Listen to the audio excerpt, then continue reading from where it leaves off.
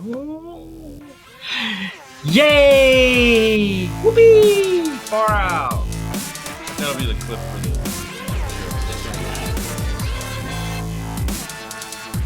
Yeah. So, hey, good morning, everyone. Thank you for watching, guys. The car gets chiming in from the future. What up, man? Portugal. Or the past. Yeah, future? No, It's got to be the future. Yeah. I feel like it's always the future. Eduardo. Hey, buddy. You might be getting a call for an alarm. For an alarm, yes. Yeah, sorry. I'm going to apologize now. Fang of Truth is first. Keeper of the time. What's up? Waterlogged Twin Cities checking in.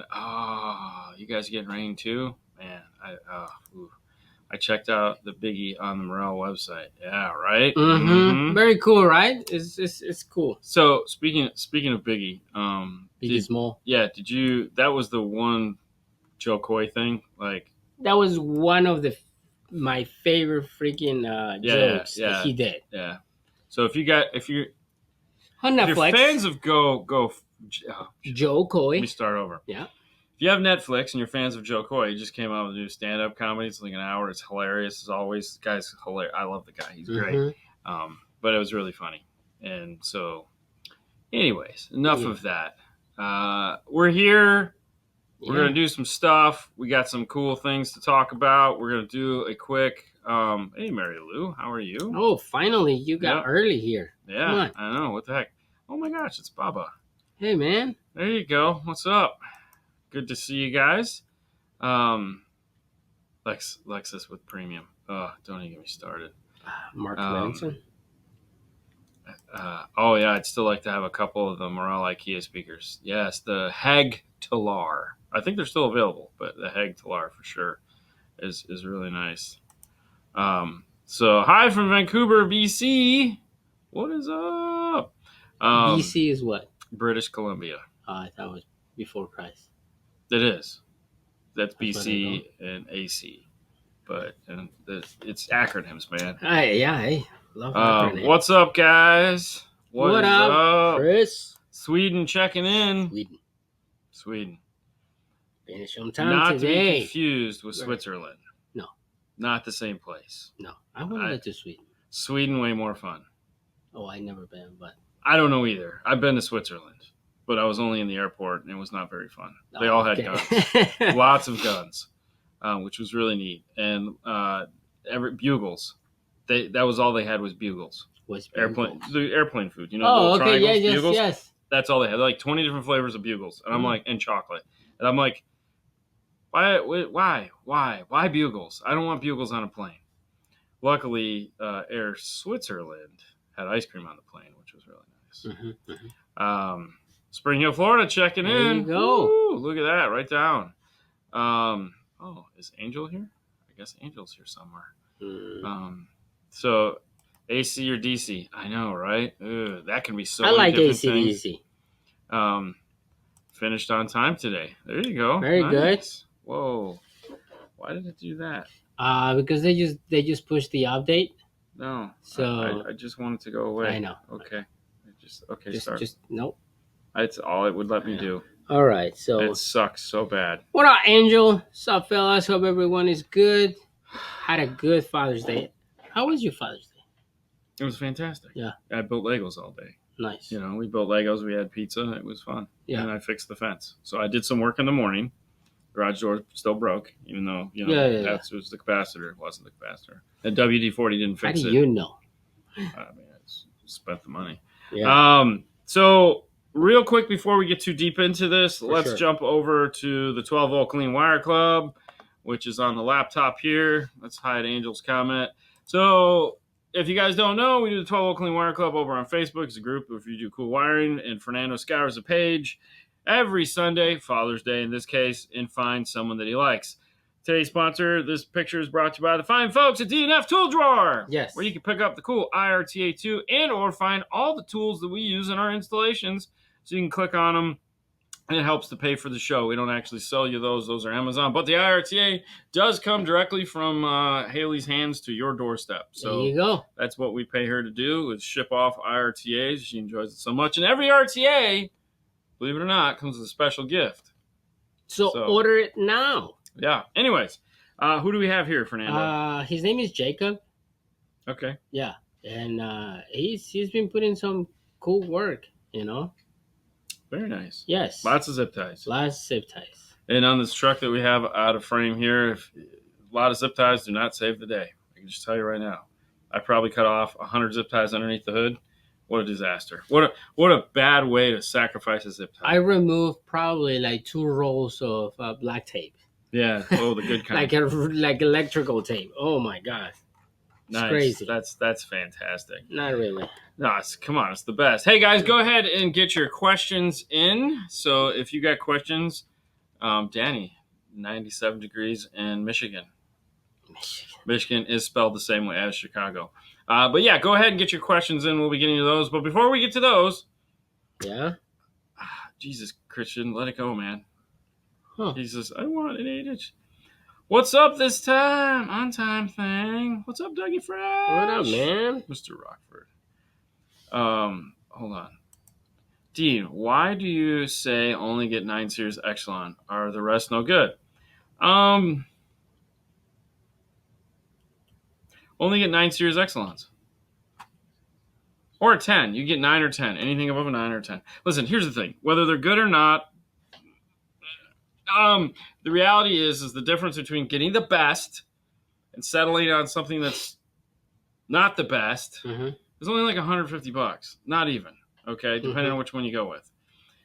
In the world of radios, everyone on this page is trying to make the best sounding radio possible, right?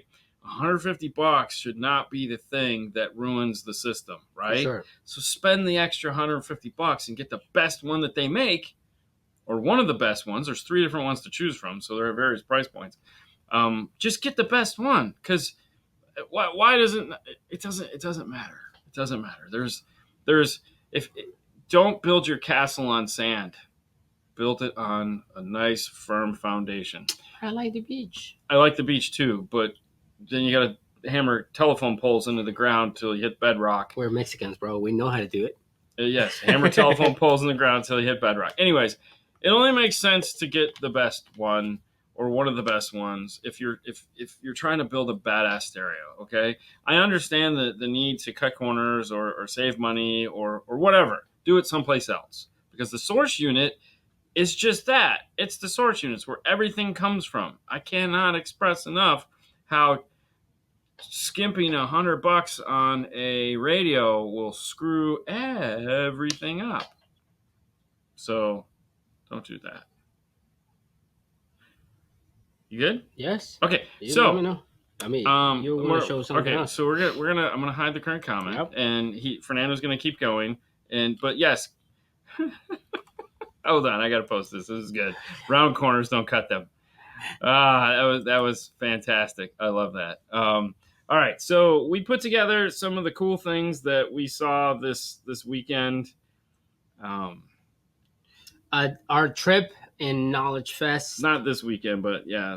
Yeah. I mean, you guys know what we are. And we wanted to share some of these things with you guys, just because, well, we thought they were cool. And sometimes when we talk about cool stuff, you guys like cool stuff. All right. So, first things up. Let me come over here. I'm going to do this. I'm going to do this again. Perfect. So, we got to stop by JK Tapes. Mr. Jimmy Katz was there.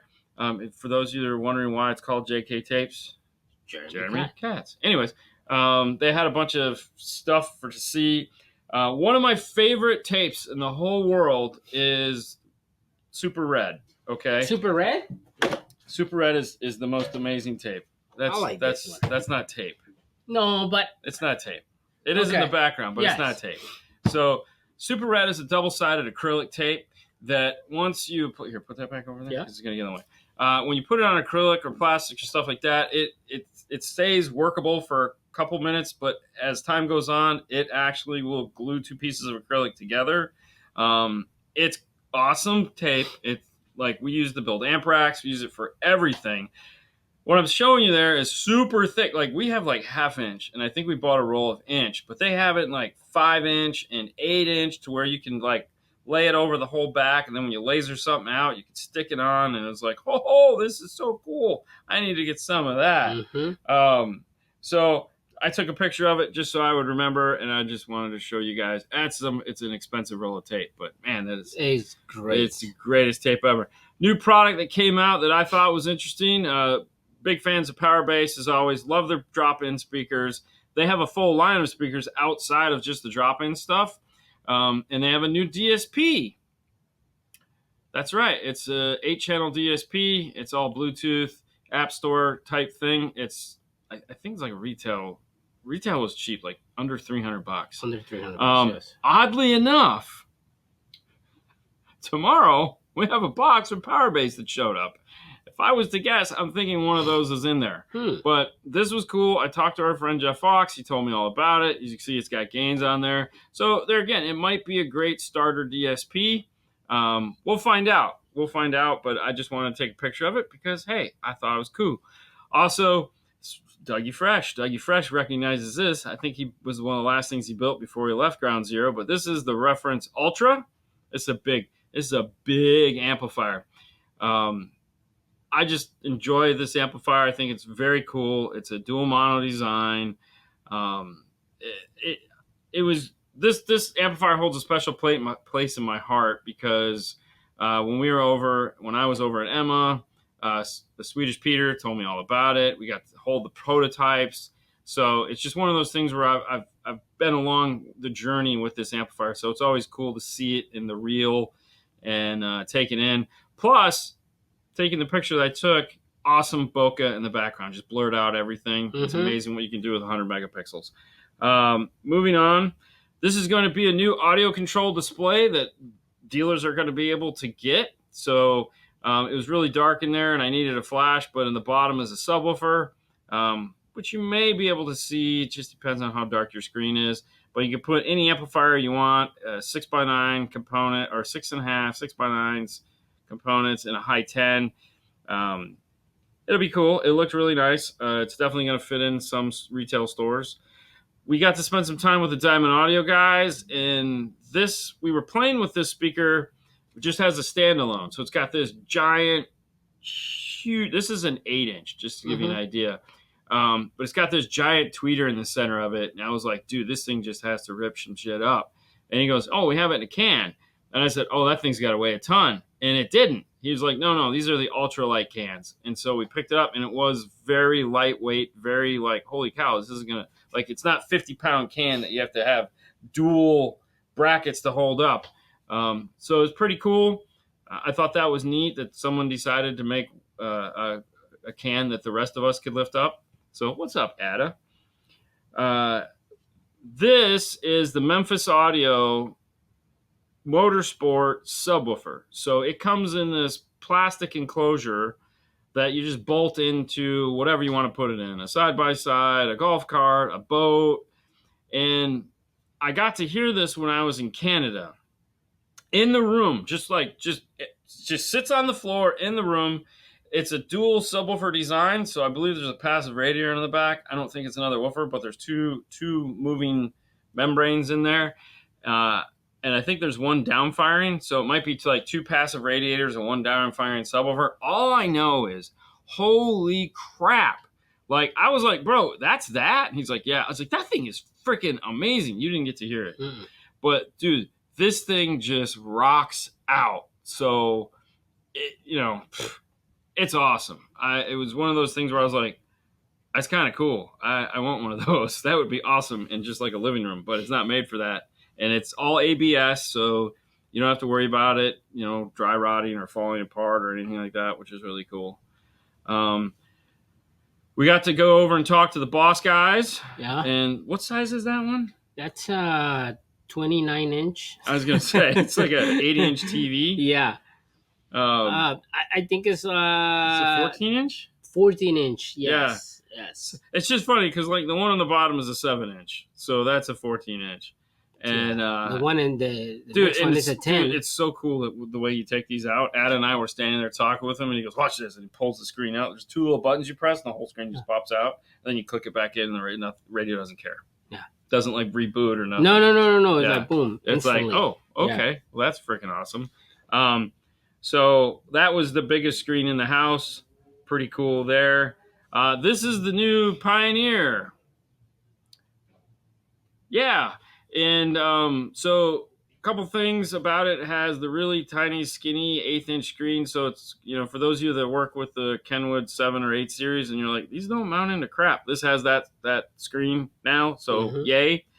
Yeah. I feel some of the other ones had it as well, but definitely Kenwood has stopped doing that moving forward. None of the radios are going to come that way because it sucks. If you notice on the right side, there's like a doorway with an arrow.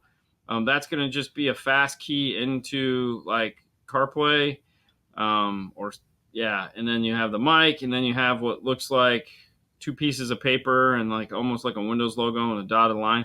That's going to be so you can drag things up and down. That's like a touch bar that you drag things up and down on. That was kind of neat. But yeah, the operating system is changing. This will be the first in the new OS. So for those of you that are Pioneer guys and you're like, man, the operating system really hasn't changed a lot, this is the piece. This will have a bunch of new features that you've never seen before, and you'll be like, oh, never my seen them God, before. this is so amazing. And we'll be like, we know. Kicker was on hand with this behemoth. This thing was just like crazy. I just thought it was cool. I like it. Yeah, That was cool. It was green. The lighting was green. It had tubbies on the outside. Tons of tubbies, tons of motorsport amplifiers. Obviously, it's got two big ass Solo X's in it, so it was just insane. What was this, like a Bronco or something? No, it's a Jeep. Was it a Jeep? Oh, it was a Gladiator. Yeah, it was crazy. And like the sides open up and there's tubbies. You can kind of see the butts of the tubbies there on the left and right side of the picture. That was really neat. And then it just closed up and you didn't even know they were there. So it was pretty cool. My only beef would have been their power wire management. Just was not cool. EBS, new Chris Bennett's new employer. So they were on hand along with Zapco. These are some of the EBS speakers. I believe these are the 9000s. I could be wrong. I'm not up on all of their nomenclature. But yes, so there we go. But those are the top of the line. These are the top of the line. Really, really cool. Yeah. I just thought they were pretty, so I took a picture of them. And then this was the back of the Zapco Jag that they had. Yeah. Okay, so I'm going to tell you right now, sexiest amplifiers in my mind right now are black and copper. Okay, like these are black and copper. I saw these 2 years ago, and I was like, I don't care. These are pretty amplifiers. Yeah. And saw them again in this car with this orangish copper look and the black and the lighting, and damn it, man, these things are so pretty. I don't know what it is about black and copper, but they look nice. They're gorgeous amplifiers. And these things are giant too, so they fit right into that brain of mine that wants to have big, stupid amplifiers. That's these. These things are just monstrous. And then our good friend Ada, it was cool to see this in person. It finally made sense seeing it in person because he's got those weird white side panels that I've never understood what those were. And as soon as you see the car in person, you go, oh, those are the wheels. And they look so much like the wheels that you're just like, oh, okay. That makes sense now. Now I get it. Yeah. But these are 4 of the JBL spare tire subwoofers that he mounted into place. What's up, Bill? In the back of there, it looked really cool. So this was definitely, he had a couple cars on display there that were really nice, but I like this because I finally got to see it, which is cool because I always enjoy that. And then this is the new Pico. So all the new Picos, this is the new body style of the Pico. It's got that cool writing on the top, the way they fade out the Pico. It looks cool. These are real tiny amplifiers. This guy has like a 20 amp fuse. It's a 4 to 8. So 4 to 8 meaning it has, this was a 6 to 8. I'm sorry, this was a 6 to 8. So 6 channels of power, or was it a 6 to 10? I think it's a 6 to 10. Might be a 6 to 10. So it's a 6-channel amplifier basically. And what you're looking at there is one of the new T harnesses available for like Tesla. So these allow you to plug right in. So they had these on display for everyone to touch and feel. And the cool thing is the Pico piece comes off. So you can flip it around and mount it any way you want. You don't actually have to, like, you can do whatever you want. Yeah. So it's kind of neat. And that takes us to the end of That's it? That was it. That was it. Wow. I mean, I don't want to go all night. We have thousands pictures. Thousands of pictures to choose from, but we don't want to go all night. So let's get started with some questions. And before we do that, I'm just going to turn this on. Hey guys, it's summertime. Are you ready? Are your vehicle ready? Are you ready? You're not ready? Okay, well, hey, if you want to make your little side-by-side motorcycle or any other little motorsport vehicle ready for the summer and you want the baddest bitch on the block. Wow. You need to pick yourself up. This guy right here, the Moto 720 all-weather amplifier. That's right, conformal coated and sexy. Tons of power, compact size. It'll do for them. It'll do to them. It's bridgeable. Yeah. And hey, it just looks sexy. This is a nice piece of aluminum under here that's hiding all the stuff. No, they're all right there. Anyways. It's nice. Check them out, arcaudio.com, where you can find out about the whole Moto series. There's more than just amplifiers. There's also some like crazy speakers with giant loud making things that are just like holy Jesus. Loud making things like awesome. Big tweeters and monstrous mid-range but anyways, so cool. All right, throw some questions on the screen. Whoa, that was neat one. Ooh, that was don't touch. Question. Yes. What Morel Focal 10-inch shallow mount sub would you recommend? 500, 800 watts range. So the best is the Utopia. Like hands down, anyone who's ever done a Utopia shallow subwoofer is like it's like insanely loud. It's also money. Outside of that, I check out the Flax. The Flax shallow is very popular. Mm-hmm. Very nice woofer.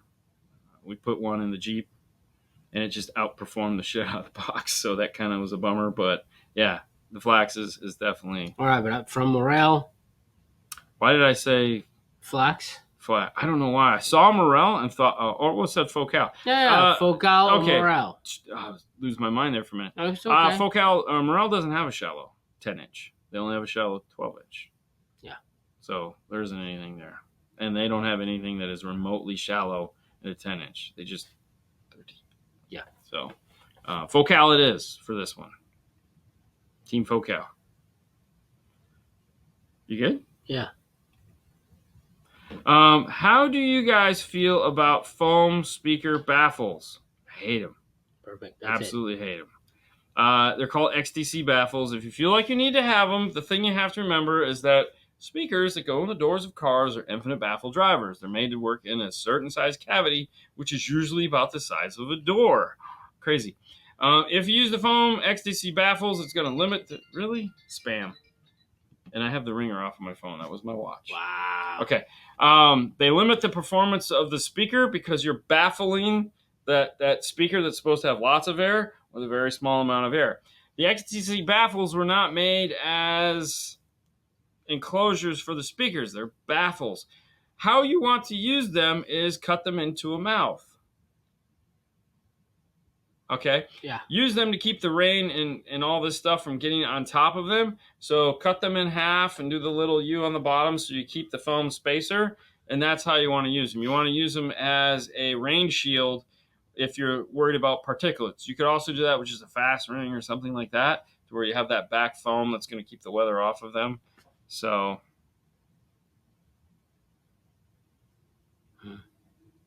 Okay.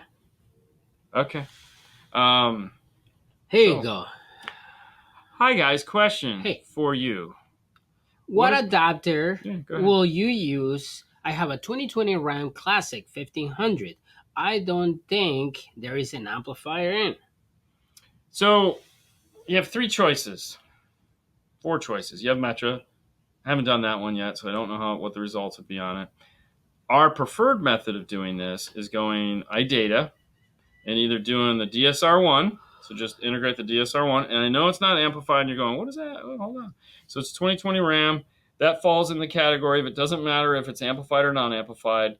When you take either an Amp Pro or an iData AR solution, it will reprogram the factory radio to think that it is the amplified Alpine system and therefore give you the preamp output that's required in order to get amazing sound. So it's going to shut off. Now, the reason why we typically go with the DSR1 as opposed to the Amp Pro is the Amp Pro does not have a DSP built into it. So if you're not doing somebody else's DSP, which most people don't, then you're going to be disappointed because you really wish you had an EQ or a DSP. If you do DSR1, or you could also do the Arc Audio PSM Pro, or you can do the Arc Audio Blackbird, just to name two of the options. There are more, but those are our two favorite ones. You get a full DSP, or you get a full DSP amplifier that will then integrate into the car and take full advantage of reflashing the factory radio to amplified. What that does is that removes the bass roll-off, that removes the EQ, that removes anything that the factory radio is doing to screw up the sound, and gives you a flat, non-variable 4-volt output into the amplifier. Now, depending on which module you use, you get to have a lot of fun with it. So there you go. There you go. All right. There you go. Did you make a video of your back wall? No. It's in a lot of videos, but we've never really, because it changes quite frequently. How do you deal with really short runs of RCAs from, say, DSP to amp that may be a 1 foot to 2 foot long? So this is one of those things that irritates the crap out of me, because as much as we would all love to just make our own RCAs from Scratchola and just be like, custom fit, the reality is it's just not something that, one, most people can do, and two, most people can pay us to do in our case. So we have to come up with a way to make this work. So you have a 1.5 foot, you have 3-footers. I've been begging every single RCA manufacturer to please make a foot, a half foot, a 1.5 foot, a 2 foot, 2.5, 3, 3.5, 4. That's what we need. We don't need 17 and 20, 25. Who the hell's using a 25-foot RCA? Like, how many of those are you using a year? Okay. And they're just not getting it. And it's really frustrating. It's super frustrating. The first person that actually listens to me and does it, we are going to talk about them nonstop for free for a long time, because like that just make me happy. So typically what we'll do is we'll try to manipulate the amp rack so that we can absorb as much of the extra that we need. So if it's like a 1 foot, we'll use a 1.5 foot. If it's a 2 foot, we'll use a 3 foot. So we have like a foot to hide. Every RCA should not be super tight into the input. So, you can get a couple inches there by just adding in the appropriate loop. If it's so bad that like you can't do it, typically what we'll do is if there's a 90 or a bend or something like that, or right at the amplifier, we'll drill a hole. In some cases, we'll drill the hole underneath the amplifier. So if it comes up to the amp, we'll have it come under the amp and then out like this. And we'll absorb all that RCA either in the hole underneath the amp rack or underneath the amplifier itself so that you don't see it. Basically, all we're doing is hiding it very coolly. Yeah? Yeah. All right, let's see. I will say this. If you decide to hide it underneath the amp rack like that, make sure you do it in a place where you're not going to drill any more holes. Because it really sucks if you accidentally drill through the RCA. Not saying I've ever done it before, but I've definitely done it before. It's just kind of disappointing. Yeah, it sucks. Anyways, moving on. Have you heard Museway speakers and DSP amps? Yes, we have. Our good friend, Joseph Norton. Thank you. So I keep him around. Our good friend Joseph. I was going to say Joseph. The Norton always, because I always want to call him Edward Norton. Edward Norton, the actor. Okay. Because, anyways, so Joseph Norton works for Museway. When we were in Vegas, we got a chance to sit in his car. He did some pretty amazing things. I'm really bummed we didn't get a chance to film it, but yeah, we won't talk about that. Okay. But no, it sounded fabulous. It was definitely one of the best sounding cars there. Does that mean you should run out and buy those? I don't know, but it was an amazing sounding car. So, yeah. Speaking of amazing sounding cars, do you need some amazing speakers? Yeah, I was going to say you can hide that. Do you need some amazing speakers? Well, of course you do. Who doesn't? Head over to audiocontrol.com where you can check out the new PNW line of speakers. Do you need a 6.5? Do you need a 6.5 component? Do you need a 6x9 component? Do you need a 2 ohm 3.5 to replace those Alpine crappy speakers in your Jeep Gladiator or anything with premium audio that says Chrysler Jeep Dodge on it? Well, they've got them, and they sound amazing. And they will allow you to pop those ugly, nasty Alpine speakers or Dre speakers or whatever out, put their cool 2-ohm 3.5 in, and immediately make your car sound better for a reasonable amount of money. You need subwoofers. They have two. They have a shallow. Someone was asking about a shallow subwoofer earlier. They have the Spikes. No, Spike? Spike. Spike. Yeah. Space. Spike and Space. Spike and Space. Spike is the big one. Space is the shallow. See? Yeah. That's Fernando. That's right here. Comes with grills. They also have pre-made boxes. They have a whole line of speakers, guys. Basically what I'm saying. So head over to audiocontrol.com where you can check them out. One of the other cool things they have is really neat. So if you buy like their 3.5-inch mid-range and you want to make a 3-way set, you can buy either the 6x9 and tweeter component or the 6.5 tweeter component. And they sell this big passive crossover if you're not going to go active that allows you to easily integrate there. You remove, and it's really cool. It's got all these switches and buttons on it. We did a full review on it.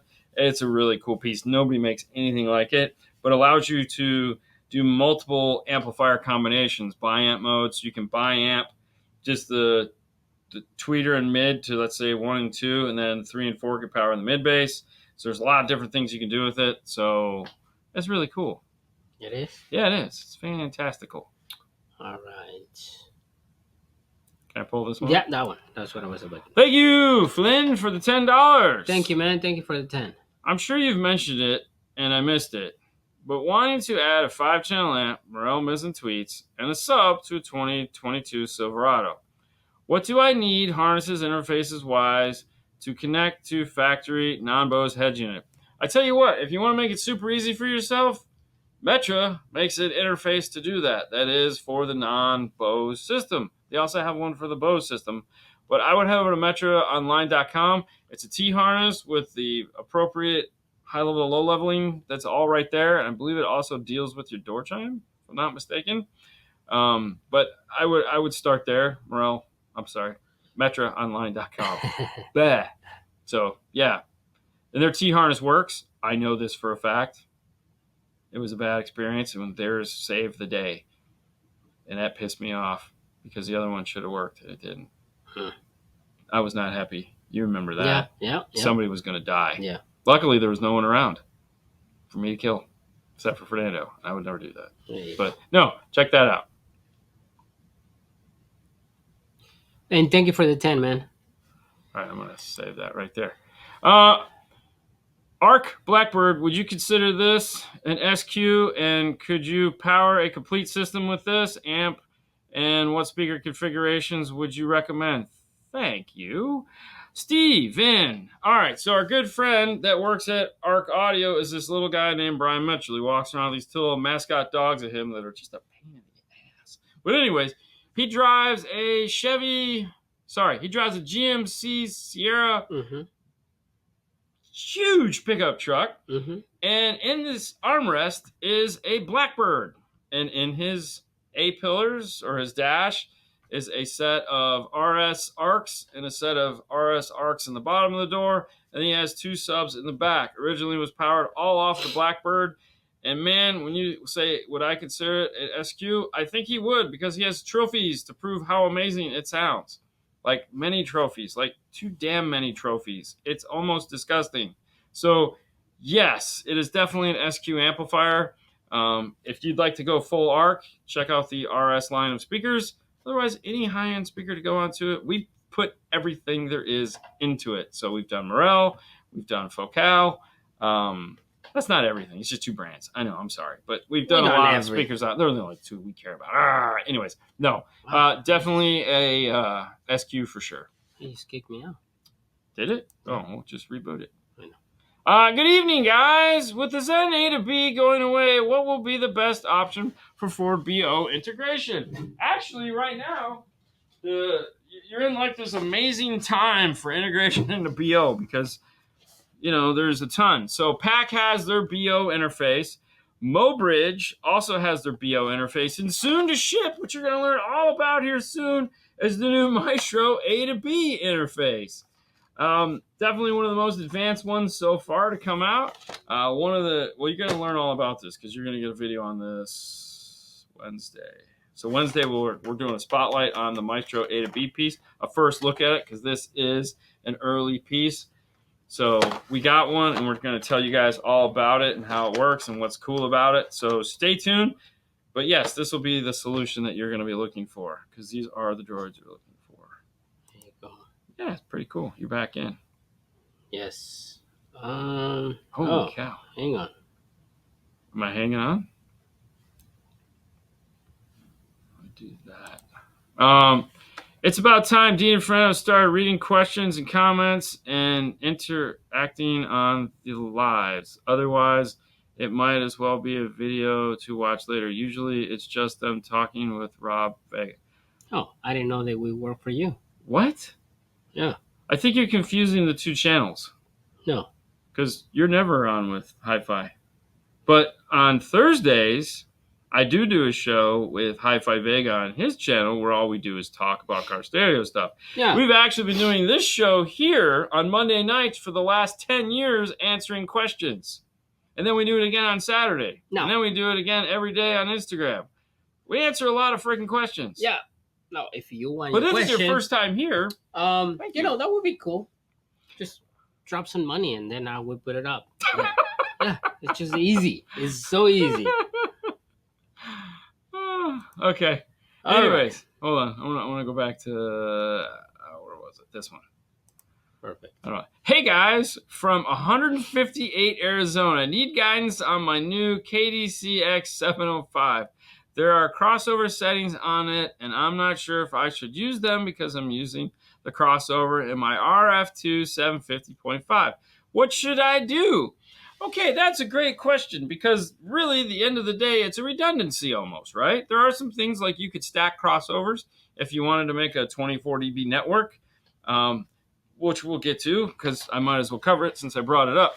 But what do we do? All right, so here in the install bay, if we're doing that system and we have the we have that 5-channel, we're going to be using the crossovers in the amplifier. And the reason why we're going to do that is because the ones in the radio are too easy to get to, and I don't want someone to get in there and start, hi, my friend who's good with tools is going to get in there and start screwing with the crossovers. I would much rather use the ones on the amplifier. The amplifier is usually in the trunk or underneath the seat where someone is going to get to it and start turning the dials. I'm not saying they don't, but most of the time it doesn't happen. And this will allow us to make sure that we have preset crossover points that aren't going to get screwed with. Now, you as the owner of the car, understanding how it works is a different scenario. Me personally, I would much rather use the crossovers in my radio and leave the ones in my amplifier off. Therefore, when I need to, I can get in and just adjust it. Now, you could still do a hybrid model where you say, I'm going to set the crossovers in the amplifier, let's say 60 or 70, and then I'll use the radio to adjust whether I'm doing like heavy bass music. I want my crossovers at like 90 or 100, or, slower music that doesn't have all that, and I'm going to play it at 80 maybe. And then the 50 at the amplifier is just like a safety net in case somebody starts screwing stuff up. Your radio does something stupid, or you have one of those radio where the battery is disconnected, it doesn't remember it, or something like that. Now, when I had mentioned stacking the crossovers, if for some reason you wanted to do a 24 dB Linkwix Riley, in order to achieve that, you need two 12 dB Butterworths. Oh, this is crazy. So if you set the one on the amp at 80 and you set the one on the radio at 80, then you'd have a steeper crossover network. You could have a 24 dB Linkwix Riley. Could be good, might not. Probably not anything you want to do. That's kind of geeky, but there you go. That's the first part of the question answer was really what you want to think about. Okay. I currently have an 8-channel amp DSP. I like my rear fill 4-channel. What do you think about integrating those EQD channels EQD into the unamplified channels 9 and 10 on the Blackbird? I'm going a 3-way with mid-bridge. Yeah. I mean, the reality is, if you like rear channels, use rear channels. I mean, go to town. And I think there is a surround sound option in the settings that you can route to. Yeah. Go for it. Mm-hmm. Yeah. I mean, get a small amplifier, power them up, go to town. Why would you not? Are Kicker Key 501 amps known for running extra warm? I'm running one Rockford 4 ohm DVC 12 inch sub wired in parallel at 2 ohms. Mine gets warmer than I think it should, even at low volumes. So the real question is, does it ever shut off? Whether it's at high volumes or low volumes, it really doesn't matter. It's going to get warm. It's got a MOSFET. It's a heat sink, which is designed to remove the amplifier from the circuit board. So if the heat sink is getting warm, it's actually doing what it's supposed to do. Keep in mind, these are very small footprint amplifiers, so it's wanting to shed as much heat as it can off of that circuit board as fast as it can. So we have never had an issue with the 501 going into thermal of any kind. So let it do its job. Stop touching your amplifier. You know, you're going to end up like the guy from Indiana Jones. You'll have like a kicker on your hand, and you'll be able to find the Ark of the Covenant. But no, these small amplifiers all run hot. There's no question about it. Every single one that everyone makes, they get hot because it's a small piece, man. Oh, look at this. I would love to. Hey! Thank you for the 10, buddy. I have a dumb question. I have a dumb answer. I have a mono 600 watts, 2 ohm, 2 subs, but in different locations. One is in the middle of the console, one out back. Does each sub get 300 watts or both get full 600 watts? Subs are 2 ohms. I mean, are they the same size? Okay, so no. Okay, so the reality of it is if your subs are 2 ohm, that's going to be a 1 ohm mono load on the amplifier. So hopefully the amplifier does 1 ohm mono. Take 1 ohm, yeah. Okay, but what you have to know is that no, they're both not getting 600 watts. That'd be a 1200 watt amplifier. So they're going to get half of whatever the power is. Each one will get half. So if you have a 600 watt amp, each one will get 300 watts. My only question will be if that's the same subwoofer, you know? Well, no, it would still matter. You're still going to get 300 watts to each location. Yes. What you're getting at is will there be cancellation because you have one up front, one here. They're going to arrive differently, which could cause weird things happening. More or less the case. Yeah. Yeah. Now, for example, if you have I don't know. If you have a 12 in the back and you have a 10 in the front, or 8, you might gonna blow the 8 because you put too much power to the 12. Yeah, you're talking of setting it up, and then you have to set it up for the lowest common denominator. Yes. So you have to set it up for the 8. So the 12 has to play like an 8 because it's a mono amp. But to your question, they'll both get half the power of whatever the total power is of the amplifier. Yes. So that's how that works. Oh, look at that one. Go ahead. I am happy with my Rockford B300. However, I'm really itching for an SQ sub. How much of a difference is really? I mean, $300 for what I have?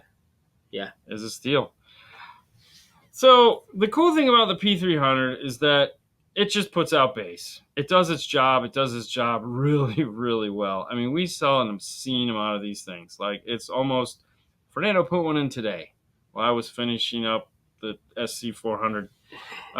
It's a great piece. It does what it does. Are there subwoofer combinations out there that will perform better? 100%. Volume-wise, like if you swap one out, you're probably not going to get much more volume. Yeah. The question is what is the source unit? So if you're talking about a factory radio, don't even bother, because the factory radio is really what's limiting the performance of the P300 and how good it can sound, because there's going to be an EQ in the factory radio. There again, that's limiting the performance of that driver. So, you would need something with a DSP to kind of figure out that signal. Equalization basically is what I'm getting at.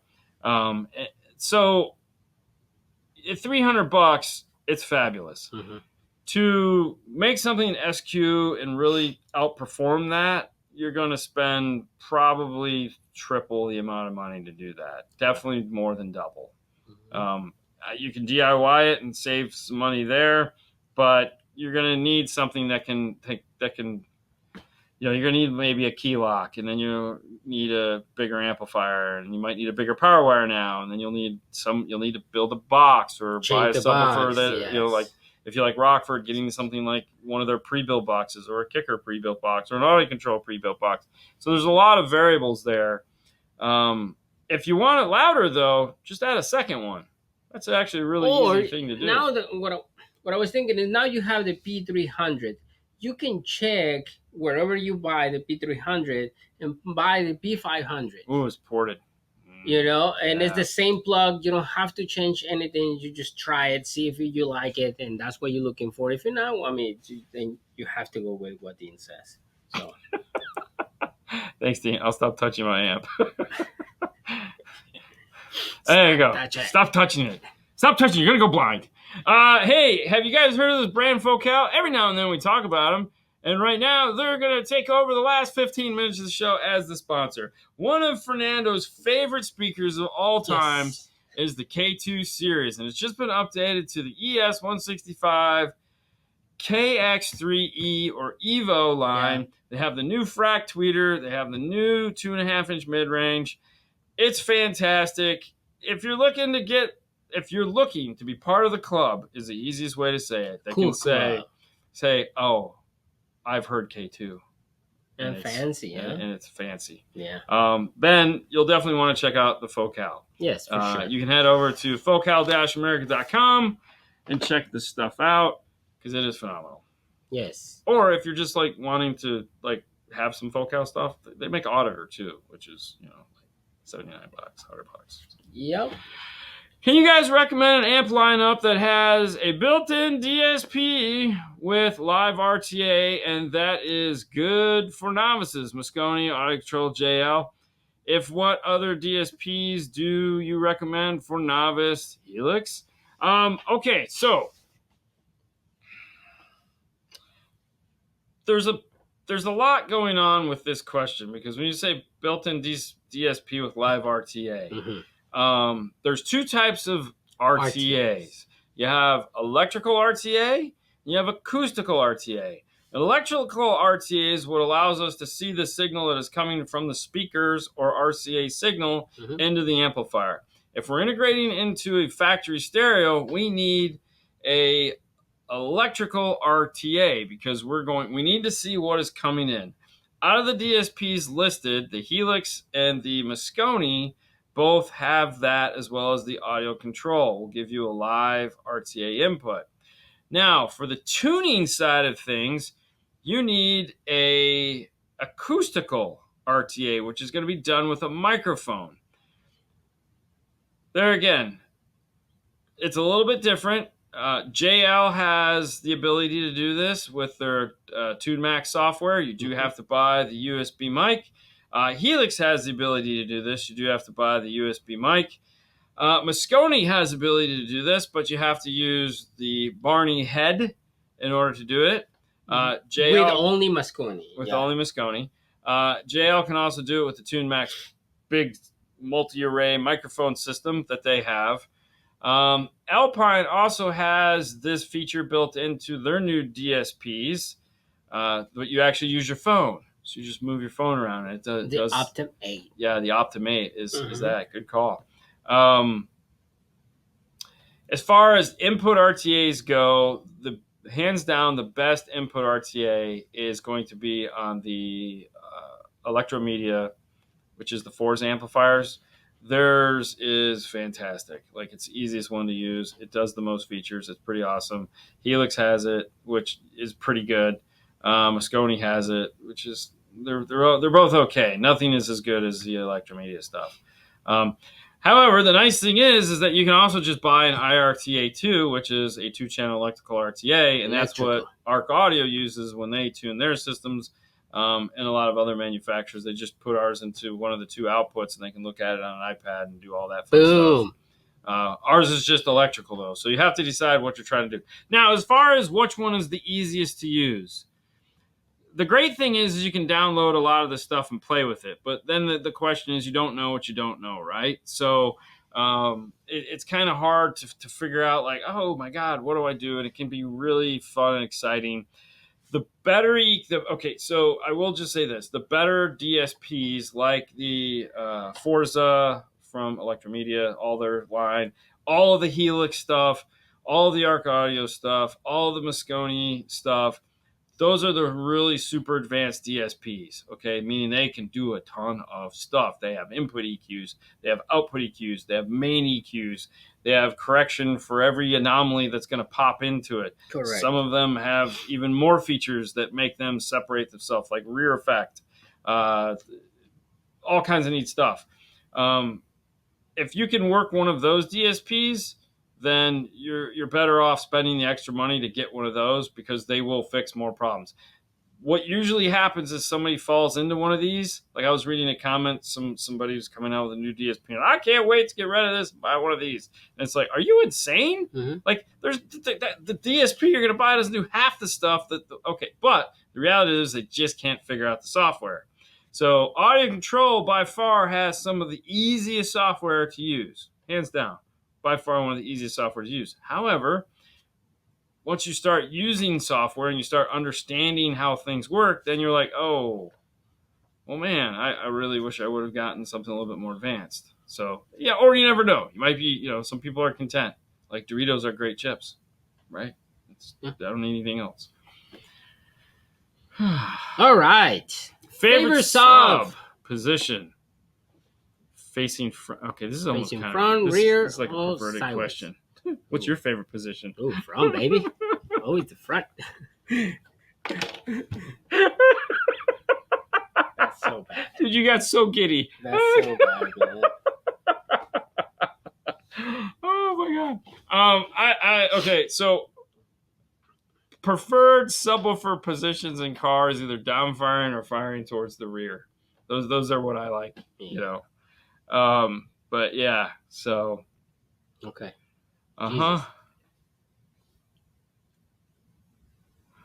What type of sound treatment should I use in the rear side panels of a 2-door to cut outside rose noise? So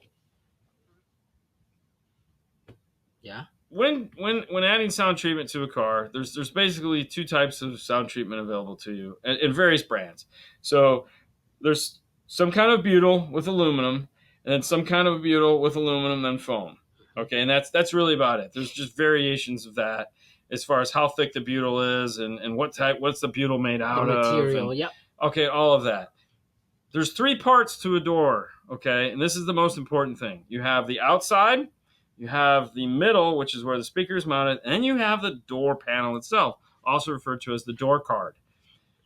Levels of importance as far as what you need to worry about is the door card should be number 1, meaning that thing buzzes, rattles, and creates most of the headaches for the installation is the door card, okay, or panel. For that, we like to use something with butyl, metal, and foam, okay, because the foam is the outside piece. When you put it back on, it's going to touch the metal, so you have it like a double. Then you have the inside of the door panel, or inside of the door, I should say. That is when you do this on the door, okay.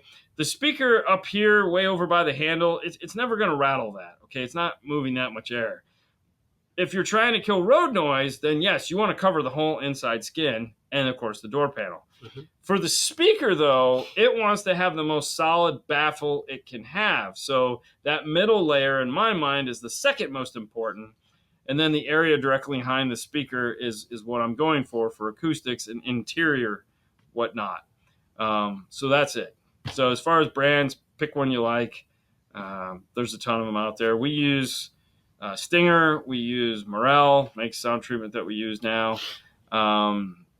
Nick makes Resonex, which is like the most expensive badass shit you can buy. Sound Shield, another one. There's a bunch. Or just go for the old faithful roadkill.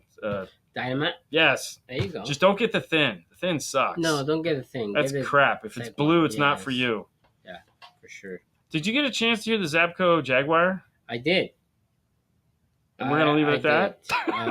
Yeah, they just finished it before it showed up. Well, yeah, in the fans, they, they start playing something, and right away, I was like, oh wow, this is not. And he told me, yes, it's no tune, it's nothing. We just finish it.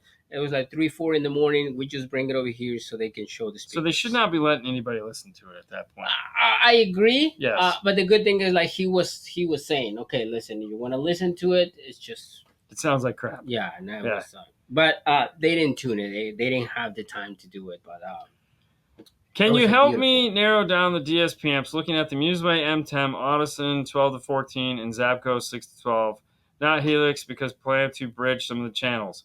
Okay. This is why somebody said if you go with Museway, you have Joseph Norton as tech support. If you go with Audison, though, you have Chris McNulty and you also have Ken Ward. Yeah. Ken Ward trumps them all, guys. Out of this list, though, no offense to anyone on it, I would buy the Audison, hands down, not even a question. The 12 to 14 is the Forza stuff in general is just really badass amplifiers. Yeah. And they're going to get the Helix. You're going to bridge some channels. So that is the one problem with the Helix that is always kind of like, is that I can't bridge channels. So in Audison, they actually put it on the box. All channels are bridgeable. And the cool thing is that you also have the companion amplifiers for it. So that's pretty cool. Like you still have 2 channels open there on the DSP. You can buy a matching companion amplifier. So you can buy a 4-channel, bridge it to a 2-channel, and have some serious power in a 2-channel amplifier. Or put 2 monoblocks on it. You could also, as Christian said, you could also use the Arc Audio Blackbird, which is an 8 to 12. And then they also have their companion amplifier, which is the Nighthawk. And then your tech support is Fred Lynch or Brian Mitchell, if we're just comparing names, which are, I don't know. It'd actually be Brian Mitchell because Fred, I don't think, answers the phone anymore. Or you can just talk to Brad, who's the engineer. He answers the phone sometimes too. He's a pretty smart guy. It's not, he's a pretty smart guy. Brian is okay. Brian isn't okay. I mean, he's got a whole bunch of world championships, and he's hey, by the way, smell that? God. Those are my farts. They smell like roses. Dude, the whole room is full. Oh, I wish I could talk about it. But soon enough. But yes, you could also do the Arc Audio Blackbird, which if that was on the list, I would have bought that. But you would put it on the list. What the hell? Yeah. Right. Now he's going, crap, I got to rethink my whole thing. I got to go look at this Arc Audio Blackbird thing. And you can bridge channels on that amplifier too.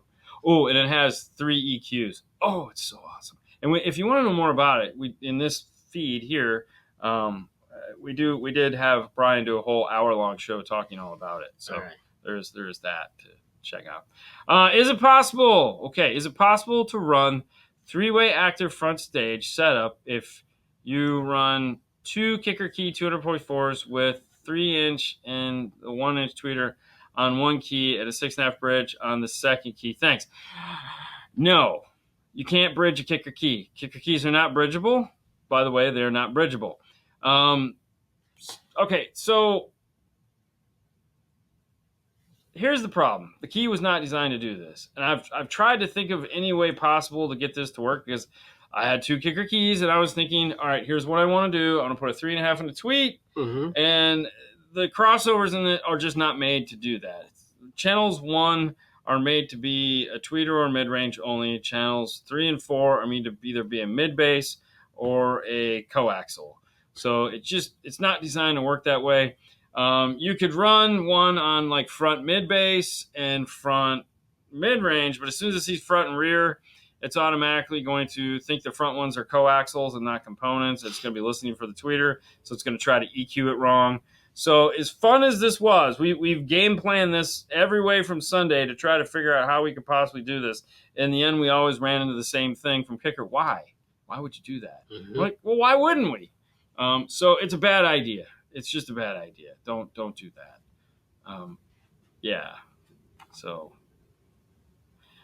Dean, Fernando, thank you for you guys. Thank you for watching, guys. For Car Audio. Thank you. Let me shut that off.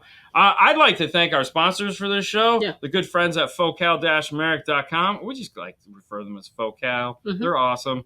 I would like to thank the guys from Audio Control, making some of the new badass PMW speakers, as well as Arc Audio, just coming through and being cool, man. Just being cool. They're, of course, one of our new sponsors, and we really like working with them because yeah, they take control of the situation. Next week we'll be talking about some new stuff from them. Okay, not new stuff and like new equipment, just like a new pitch, Yeah. so to speak. In 2 days. In 2 days comes out. Yeah, so Thank you, Wednesday guys. is going to be a fun day for us. That is for sure. Yeah. Hey, if you want to know more about what's happening here in the install bay or ask questions during the week when we're live and not talking with Hi-Fi Vega, you can tune in on Instagram where we like to do the show where we call 5 Minutes 5-Star, which is so fun. We tell you what the heck is going on with this. This is a cool little 911 mini-series that we're doing over on Instagram right now. 2 episodes today, and of course we'll take a look tomorrow and see what's changed on it. Coming up with some plans. It's kind of fun. I like doing that. That's about it, man. I'm gonna go with this right here. Great way to end. Have a great week. Stay cool. Hydrate a lot. Yeah. For sure, man. See you guys tomorrow. 5 minutes with 5-Star, guys. You guys have Instagram. a great week. Stay black.